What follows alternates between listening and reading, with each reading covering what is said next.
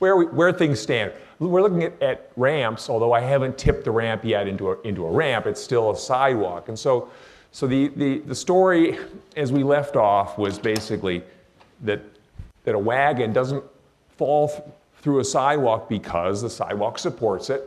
It's exerting an upward support force on the wagon, and that force exactly cancels the wagon's weight, which I'm going to knock this down one notch. That upward support force exactly cancels the wagon's weight, which is kind of remarkable because they're separate things. The force that the sidewalk exerts on the wagon can be any value it likes to be. It doesn't directly know the weight of the wagon, but there's a negotiation process that I sort of finished the hour talking about last time, and I'll come back to. Before I go to that negotiation, though, I want to point out something that I think I left behind, which is that support forces, also known as contact forces or normal forces, act exactly perpendicular to the surface that exerts them. So in this case, the sidewalk is horizontal. The support forces that it can exert are exactly perpendicular to horizontal, which is to say they're perpendicular is right angles in every way. Straight up. So all the support forces, whatever you put on the sidewalk, they're always going to be straight up, never along the sidewalk or even to some extent along the sidewalk. Those forces that are along the sidewalk, that are parallel to surfaces as opposed to perpendicular to them, those parallel forces are frictional forces, and we'll come to them. So in the absence of friction, there's no horizontal force available from a sidewalk. So you imagine greasing the thing, you would slide across it in principle forever. It doesn't push on you. You okay with the idea that support forces are always perpendicular? It's more than just a naming thing, support forces and frictional forces. The distinction is kind of important, as we'll see later on with frictional forces, but that's for the future. Okay, so the matter that I left off with was this negotiation process, and I was trying to talk through the negotiation process, and I showed it to you, not with a sidewalk, but with kind of a soft, bouncy sidewalk, as in a scale. This scale does the negotiation for us and shows us how hard it pushes on the wagon. And that push is fluctuating or oscillating or vibrating, they're all sort of the same word, about a certain force. The force that the scale is now exerting, I'll leave the sidewalk for a second, I gotta pick a noun and stick with it. The scale is pushing up on the wagon with a force that's exactly equal in amount to the wagon's weight. How do we know that? It's the usual thing. The wagon's not accelerating, so it must be experiencing zero net force. So the two forces on it must cancel. Its weight down, the support force up. It's a support force. And the scale has this convenient trick that it tells us how hard it pushes. And we'll actually deal with scales down the road and figure out how it knows to tell you. And it's pushing with something like 59 newtons, which is about 15 pounds, give or take. So, before it settled down, it varied about that 59 newtons, back and forth. What was going on there? And let me name this particular situation. The wagon is in equilibrium. I said this last time, I'll make sure it's clear. Equilibrium, actually, in physics, there are a number of different types of equilibria. And this is a mechanical equilibrium. Thermal equilibrium will show up later in the semester. Mechanical equilibrium, in this case, means zero net force. The wagon's inertial right now. It's in a boring form of inertia. It's at rest, right, sitting there. But it's experiencing zero net force. And if the wagon were a little higher and therefore not denting the scale downward as hard, the scale wouldn't push on it as hard. I can show you that. I'll lift it up a little bit. And I should say, everything in the world dents when you push against it. There's no such thing as a rigid, immovable surface. I mean, you can get pretty rigid, but not perfectly rigid. For basically fundamental reasons, it can't happen.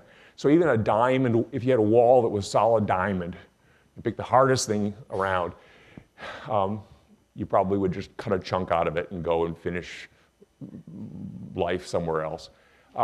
But okay, let's leave it there as the wall. You go up and you push on it, it will dent a little bit. And the more you push on it, the harder you push on it, the more it will dent, and therefore the harder it will push back on you. There's a relationship between how far it dents and how hard it pushes back. You've seen this in a zillion things. You push on a springboard at the aquatic center. You push the springboard down a little, it pushes back a little. You push it down harder, it pushes back harder. A spring, you pull down on a spring.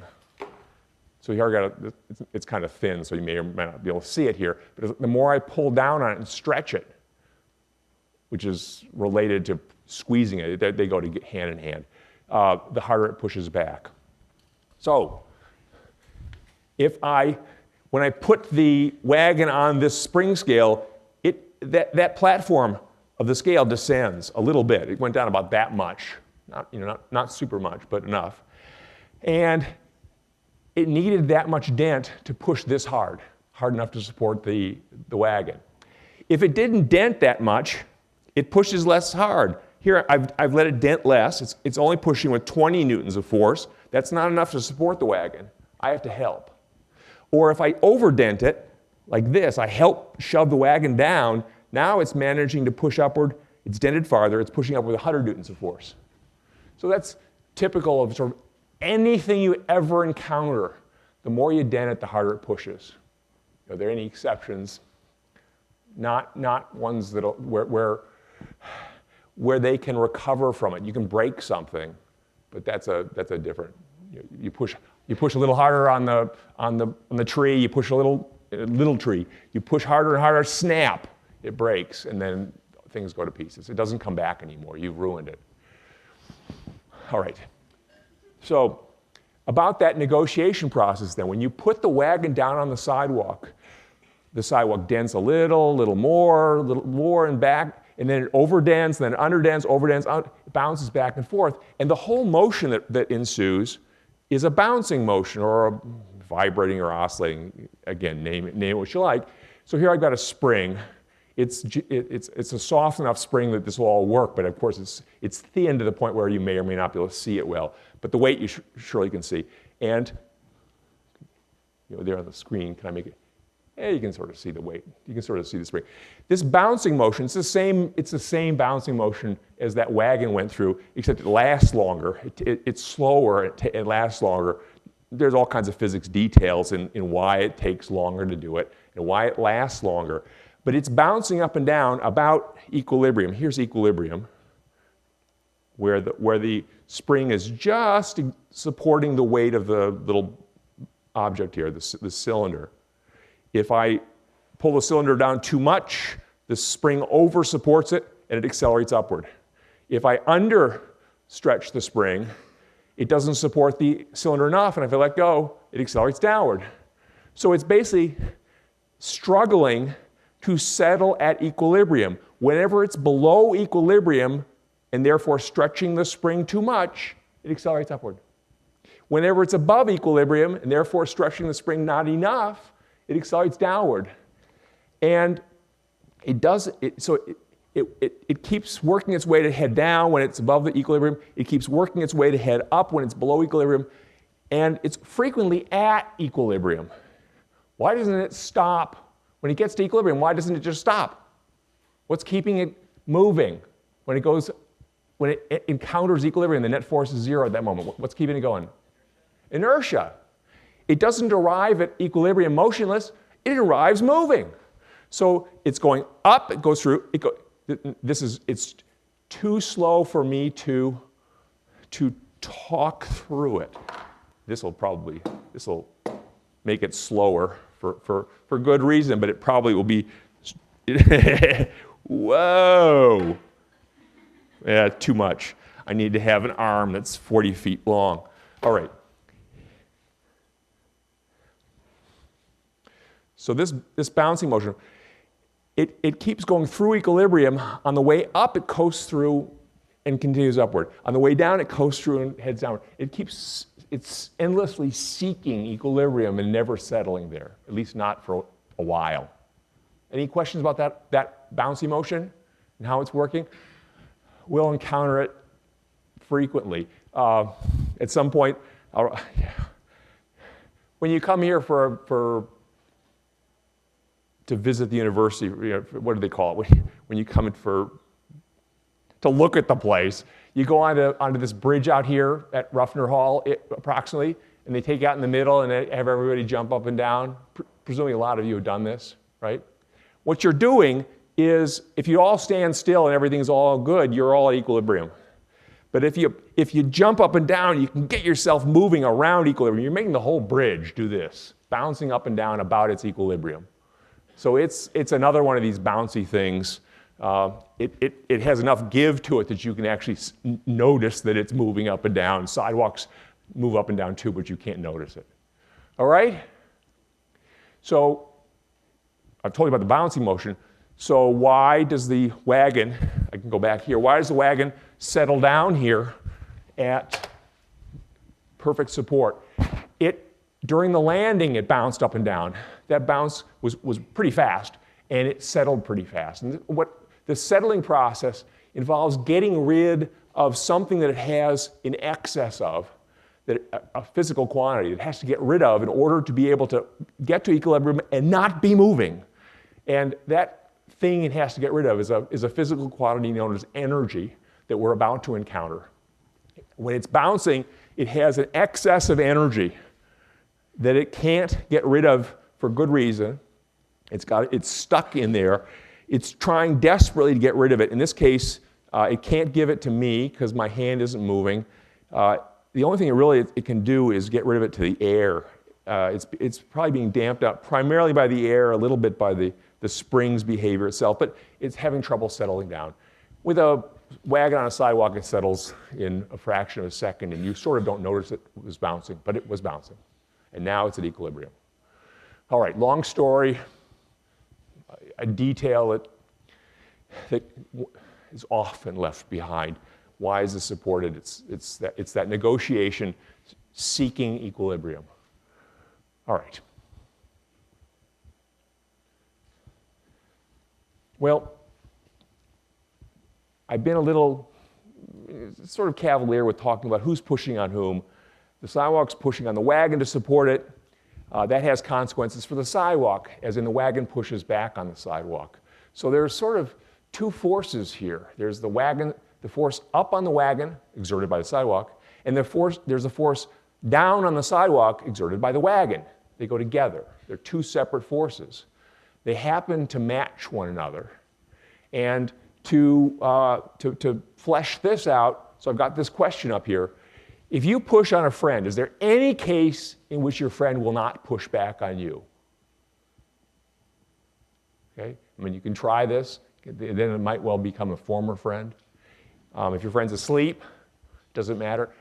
Is there any case in which your friend won't push back on you? Yes. No. Okay, fine, you're going for no. That is true. If you push on your friend, former friend, anything, it always pushes back on you. This is an observation in nature. You can go looking for this. There's never a case in which you push on something and it fails to push back on you. This observation then is known as Newton's third law. So just to remind you that we're now the third and final of the laws. The first law, are these things like that you would want to chisel onto clay tablets and stuff like that? Sort of. The first law was this idea that if an object's free of force or free of net force, it moves at constant velocity. That was one. That's Newton's first law. The second law was this observation that if you exert a force on an object, and you're the only force, you exert a specific force on the object has a specific mass, its acceleration will be that force divided by the mass. So force divided by mass causes acceleration. This one is a third observation of the way the universe works, and that is that if object A pushes on object B, then object B pushes back on object A equally hard in the opposite direction every time. All right? And you kind of heard this. This is the real action-reaction thing. For every action, there's an equal but opposite reaction. This is where it comes from. And it's universally true in that context. In other contexts, not so clear.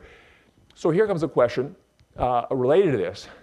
you've heard that statement forever, but do you believe it? And here's a question. If you push a friend who is moving away from you, how will the force you exert on your friend compare to the force your friend exerts on you? So your friend's heading off across the room. We'll do this in a second, I think. And you push on your friend pushes on you. How do those two forces compare in strength? You okay with it? Question? How many think that you will push harder on your friend as that friend moves away from you? How many think that your friend will push harder on you as your friend moves away from you? How many think that the forces will be equal in magnitude, equal in amount? Yeah, well, you got it. Okay, well, we'll do it anyway, okay? Okay, I have two people to help me with this. Parker? Come on, yeah.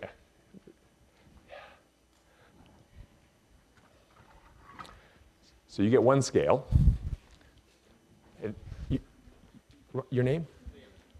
Liam. Yeah. Okay, and Liam will get another scale. And first thing, this will measure, tip it, you'll tip it toward each other, but so that everybody can see the dials. And if you guys push on each other, first thing, forget this guy. Just try pushing on each other. See whether there's ever a case in which Liam pushes harder on Parker than Parker pushes on Liam, or vice versa. As you move around and try various pushes, right? You guys can watch the needles. Is there ever a case? It's kind of like fun and games here, right? But is there ever a case when the two dials don't work exactly together? And the answer should be no. Okay. So the next thing is suppose who wants to stand on the cart where it says "Do not stand"?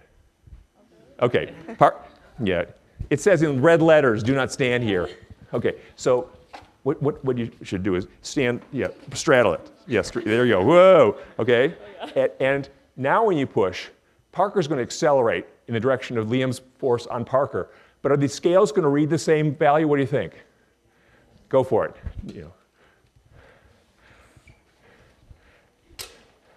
Okay? And now let me send Parker back at Liam. Okay? Same idea. They're reading exactly the same, I assume, right? No? Oh, yeah, okay, good. All right, you can get off, thanks. Okay, thank you. Thanks, guys. Yeah. The point of this is,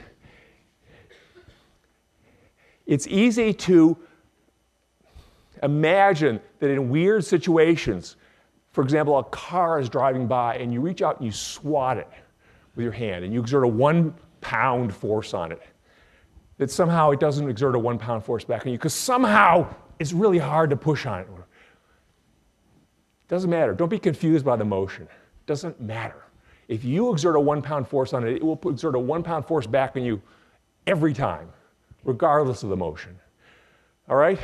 And many of you will go, and then you'll find you don't really believe it in your gut completely. So it will take a little work. I've had people who teach this course ask me about that arrangement, that they don't quite believe it themselves. So, all right, it's really equal and opposite. Okay? Misconception alert. So there are a few concepts that I know from experience people get themselves all tangled up in. And here's one. In Newton's third law, it observes that when object A pushes on object B pushes back on object A equally hard in the opposite direction, right? There are two forces in this story, which I often will refer to as a Newton's third law pair. There are two forces. They happen to be equal in amount, but opposite in direction. If you add those together, they add to zero. Don't they cancel each other? And nothing ever moves. I mean, if you just sort of think of the separate observations, two forces that are equal and opposite, if you add two forces that are equal and opposite together, they sum to zero. Zero net force causes no acceleration. How does anything ever accelerate? Well, those are separate observations that aren't related to each other. You've got to be careful with it.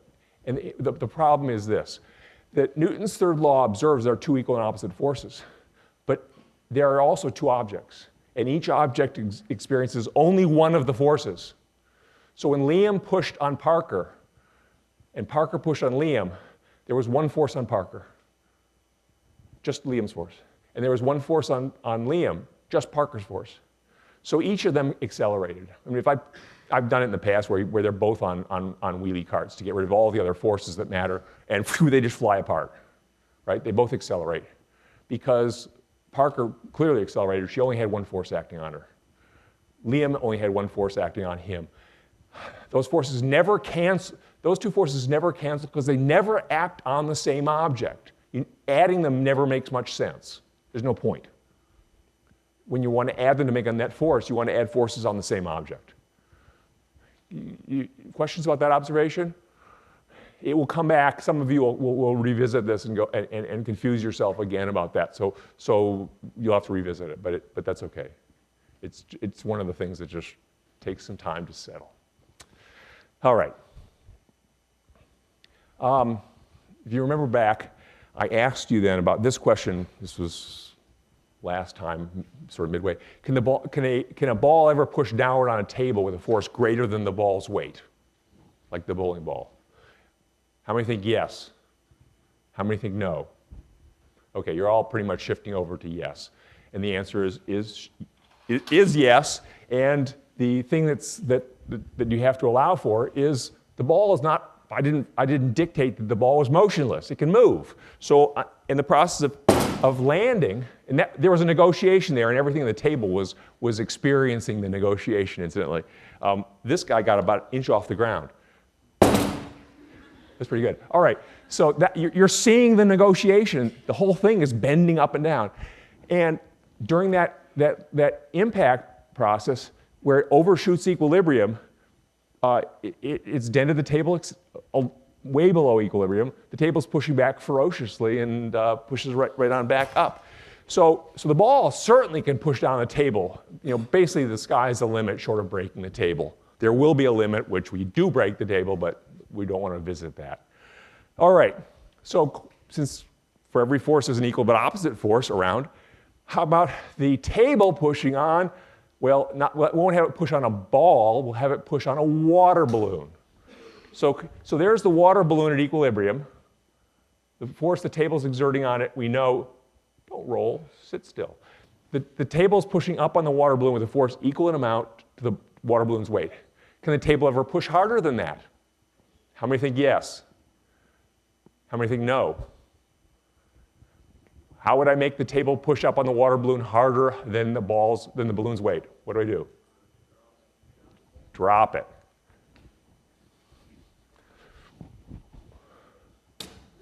All right? What broke the water balloon? I didn't do it. It was the table. The table pushed up on the water balloon. You want me in court defending you. Yeah. Yeah. There are 1,000 ways to claim, to deny your responsibility for things that you set in motion. Okay, so the balloon was just heading down, minding its own business, and the table came up and smacked it. It pushed up very hard enough to flatten the balloon to the point where I'm sure the sides just blew out of it. So yes, the table can push very hard on the water balloon, way up, having nothing to do with weight. In fact, we got rid of gravity. We went out into some distant space vehicle, and you just threw the water balloon at your former friend. It would hit, and as it's trying to accelerate away, trying not to occupy the same space as your friend will push very hard on it and break it. All right, so it's ramps. So I can start to tip the ramp. And the question here is how does a wagon move if you let it roll freely on a ramp? So let me obviously this guy can sit here at equilibrium all day with motionless and at equilibrium, no problem. But if I tip the ramp like this, and I put this guy on here, and I let go, it accelerates down the ramp. How did that happen? So it was experiencing a net force that's significant and happens to be aimed right down the ramp. Any other direction, it would accelerate in the direction of the net force, and it would leave the ramp, head towards you guys, head away from you, all that. It didn't. I just want to make sure it's quite clear. It accelerates exactly down the ramp, as observed by its velocity starts at 0, goes faster and faster and faster, always right down the ramp. That comes about because of an interesting sum of two forces. The wagon still has weight, and the weight is still straight down as always, toward the center of the Earth. And now it has a second force on it, as it did when it was on the sidewalk, but it's a support force. And as always, support forces act exactly perpendicular to surfaces, to the surfaces that exert them. So the support force from the ramp is perpendicular to the ramp's surface. Well, a sidewalk, and I'll show you the perpendicular. This is the world's longest perpendicular. The perpendicular to a horizontal surface is vertical. The perpendicular to a tipped surface, it's not vertical anymore. It's off a little bit at an angle. And that support force now can't cancel weight. It's impossible for it to cancel weight. You can't sum something that's pointing down and something that's pointing at a tipped angle and get any way and ever get them to sum to 0. The directions will kill you. So in this case, they do their best to sum to 0. They sum so that the negotiation process between the wagon and the surface of the ramp works out. The ramp, the wagon will not ultimately be moving into or away from the surface. That's the same negotiations going on. It doesn't leave the surface and fly off. And you can make that happen, a ski jump, but we're not going to go that direction. That's a different story. So into and out of the surface, those two forces do their best to cancel so that the wagon does not accelerate away from the surface or into the surface. But that leaves uncanceled the forces along the ramp, parallel to the ramp. The sum doesn't cancel along there. And when you add them together, so here's the weight downward drawn as an arrow. There's the support force. Oh, did it again. The switch is bad or something. There's the support force up, exerted by the ramp on the block in this drawing. When you add that downward weight plus the support force up, there's the sum. That third arrow there is not a fundamental force that showed up out of nowhere. It's the sum of the other two, failing to cancel, and it's right down the ramp. I call it the ramp force. Again, not a fundamental force. It's the sum of two forces that fail to cancel, and that ramp force is what's causing the acceleration.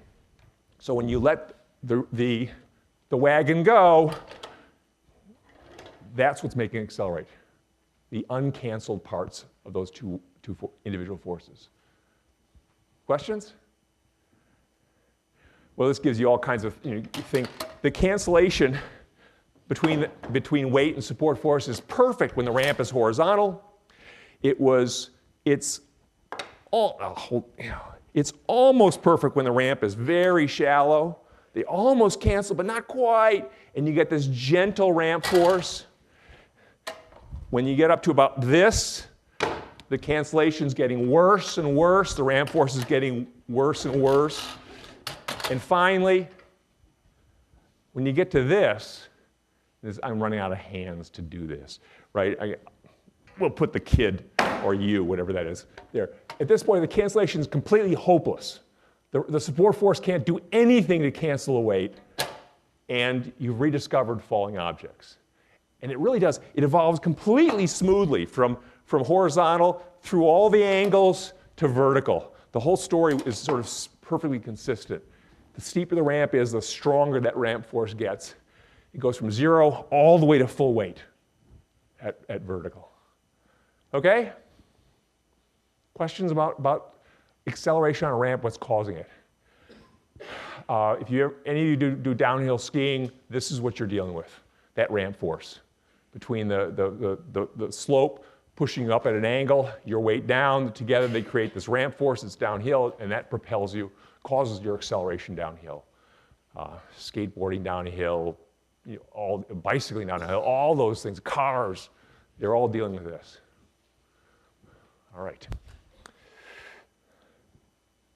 How about if you add a third force, you? So we'll not have you in the wagon now. We'll make it a grocery cart, or well, a grocery wagon. You're bringing home 400 pizzas, okay, and you add so you've got the wagon, all the wagon's weight. You've got the support force from this ramp, and now add you to the story. You are pushing uphill on the wagon, or pulling it, whatever you care, same story, exactly hard enough to balance the ramp force. So the ramp force is the leftover, it's the failed cancellation leftover, and you're adding a third force that is canceling the leftover. So the net force on the wagon is 0. What's the wagon doing? And the two choices. A is motionless and B is constant velocity. How many think that A is the only right answer? How many think B is the right answer? Yay! All right, B is the right answer. When you cancel the downhill force by pushing on the wagon or pulling the wagon, the net force goes to 0.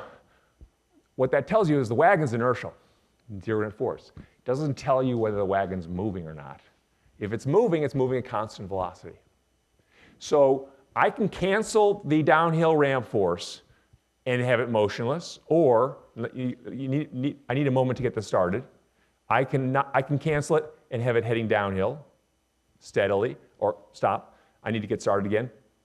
Now, here I'm pulling up. I'm canceling the ramp force, stop. But it was moving up.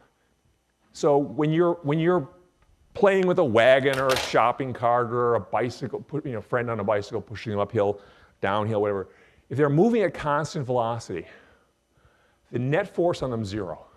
Your role in the story is to help make sure that they're really at net force 0. They then move inertially. So if they are moving uphill, they'll keep moving uphill. If they are moving downhill, they'll keep moving downhill. And that movement up and down is an inertial one. They're basically obeying inertia. You just simply facilitated it. Okay? We got people moving up and down a ramp. So this now you can sort of flesh out the whole story here. And I could get out spring scales and show you how hard I'm pushing and stuff. But I think in your own sort of experience, you know that as the ramp gets steeper, you got to push harder and all that.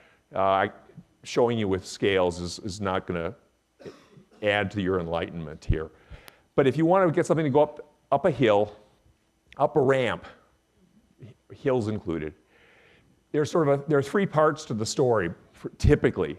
There is the starting process in which you have to cause it to go from being motionless to moving uphill. And during that brief period of getting it going, you have to pull uphill harder than the ramp force. I'm going to stop the story now. Here's the start. Start only. Ready, get set, start. And now we're done. Just during that starting process, I pulled extra hard on the wagon.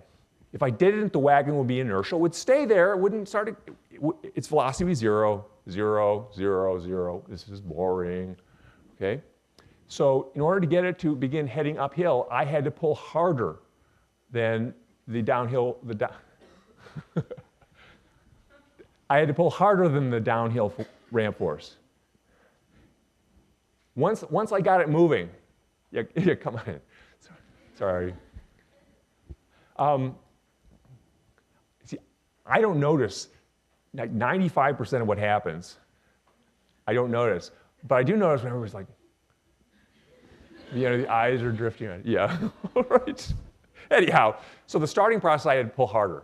I had to make it start accelerating uphill. Once I got it moving uphill, all I have to do is support compensate for the downhill ramp force, and it'll move at constant velocity. So start, now it's coasting. And at the end, I stop. The stopping process is the reverse of the starting process. I under-support it. I don't pull hard enough to compensate for the ramp force. and it therefore experiences a net force downhill and slows to a stop. So you do this automatically. You're so used to doing it from experience that if I set you guys up with shopping carts going up and down a ramp and stuff like that, you would do these extra strong pushes and so on. The whole time, it would all work out. You'd do it all. But this is the essentially full physics of the story. All right. So, having done that, now you can sort of zoom back and look at, so ramps do this neat thing. They allow you to push stuff up the ramp with relatively gentle forces. And if the ramp is quite shallow like this, the ramp force downhill is small.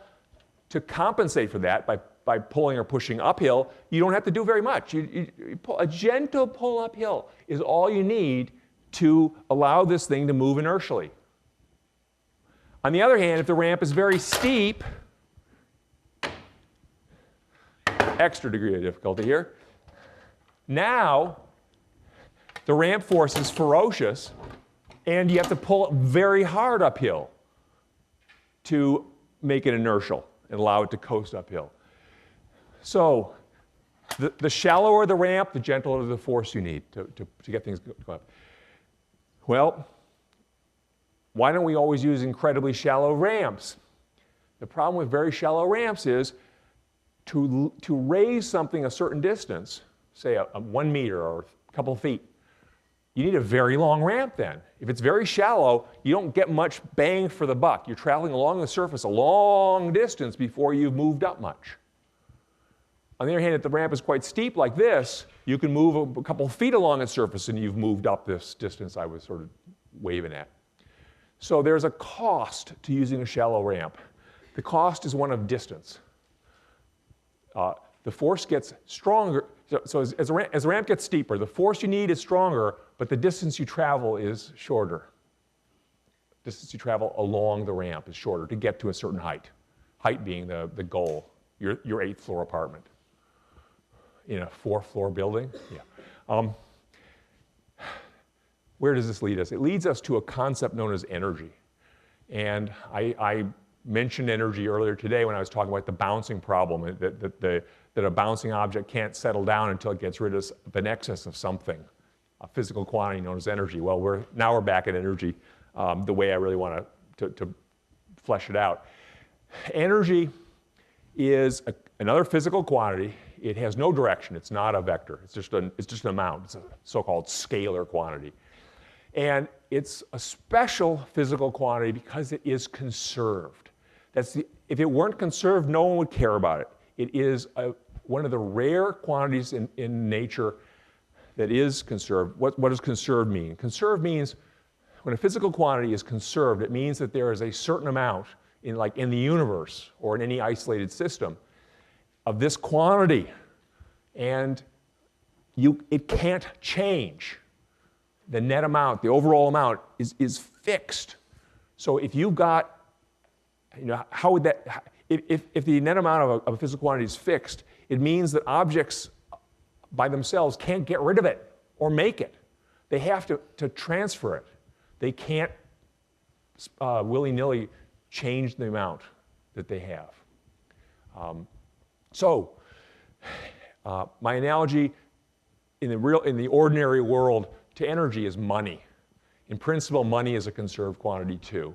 I mean, short of printing it up in your basement or burning it, it's a conserved quantity. Dollar bills, they move around. I mean, yeah, in finance it gets complicated, but really it mostly just moves around. And what makes it interesting is that it's conserved.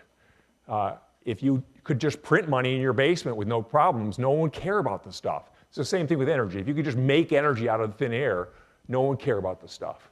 It's the fact that it's conserved that means it has to be conveyed from one object to another by transaction. So you have money, you have a certain amount of money in your pocket, you can give it to someone else. When you've given $10 to someone else, you no longer have that $10. So your amount of money goes down, theirs goes up. Overall, the world's amount of money hasn't changed. That is the same thing for energy. If you give someone 10 units of energy they take 10 units of energy from you. Your supply of energy goes down by 10 units, theirs goes up by 10 units. The unit of energy, incidentally, has a name. It's called the joule, not like what bling, but Joule after the scientist, joule. So the transaction moves it from one place to another, and energy truly is conserved. You can't, there's no scheme by which you can print it up or burn it. It's there. What else about it? It's transferred between objects by doing something. The something that you do to transfer it is called doing work. Work is the mechanical means for transferring energy from one object to the other. Energy is defined as the capacity to do work. So it's a circular definition that makes it sound pointless. But it's not. It's quite useful. To move energy from one object to another, I would do work on this other object and convey my energy to it. And let me show you how to do work. And for some crazy reason, I've always done it with this red bowling ball, even though it's quite heavy. All right. Right now, I am doing no work on the bowling ball. The energy I've got is staying in me. The energy it's got is staying in it.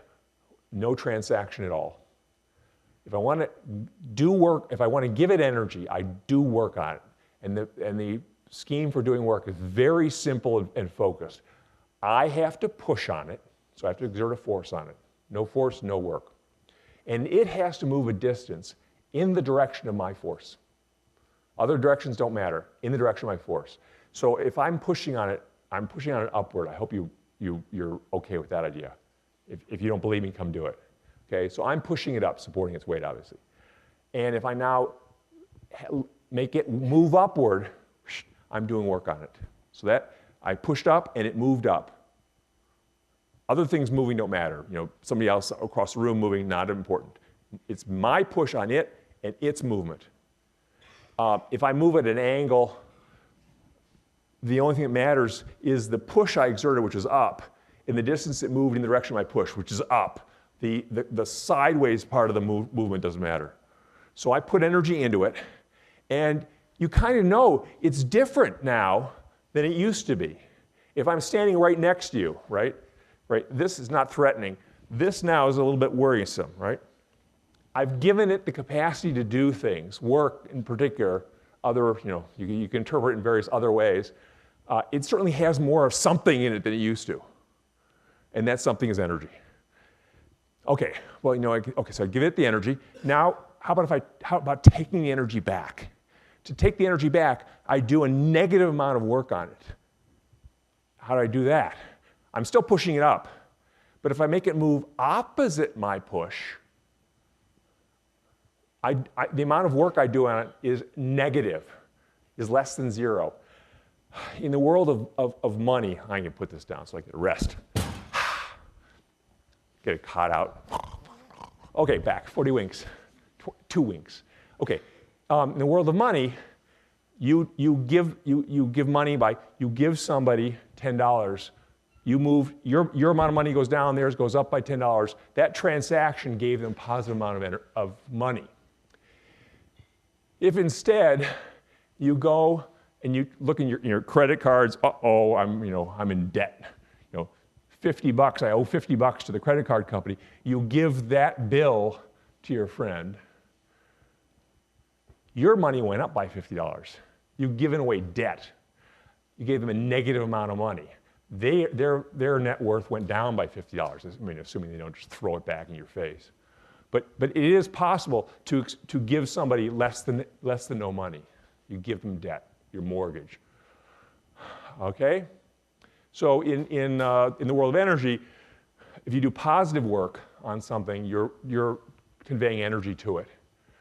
And if you do negative work on them, you suck energy out of them. You reduce their energy.